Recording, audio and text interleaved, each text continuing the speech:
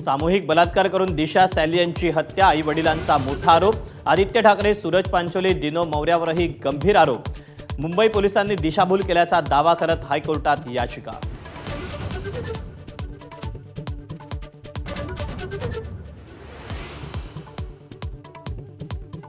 Konkan railway महामंडळाच्या विलीनीकरणाचा मार्ग मोकळा, निधीच्या तुटवड्याचं संकट सोडवण्यासाठी विलीनीकरण केलं जाणार असल्याची मुख्यमंत्री देवेंद्र फडणवीसांची माहिती।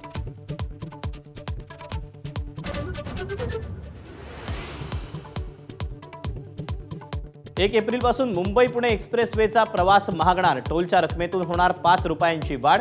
देशातल्या सर्वात महाग एक्सप्रेसवेचा किताब कायम।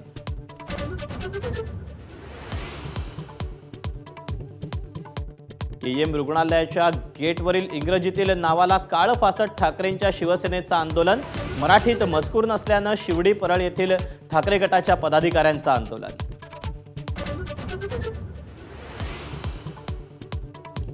एअरटेल करून मराठी भाषेत हेल्पलाईन सेवा सक्रिय, मराठी भाषेत हेल्पलाईन सुरू केल्याचं एअरटेलचं ठाकरेंच्या शिवसेनेला पत्र, ठाकरेंच्या शिवसेनेकडूनही मागणी करण्यात आलेली होती।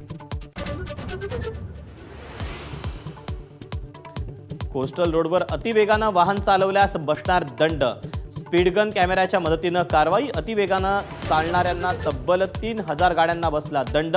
तारांकित प्रश्नाला सरकारचं लेखी उत्तर।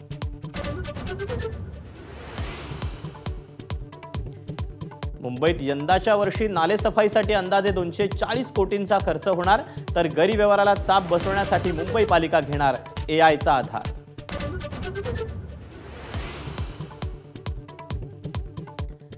मुंबईसह राज्यात उष्णतेच्या लाटेनंतर हवामानात पुन्हा बदल, पुढील 5 दिवस अवकाळीच्या पावसाचं भाकीत, मध्य महाराष्ट्रासह मराठवाड्यात विजेच्या गडगडाटासह पावसाचा अंदाज।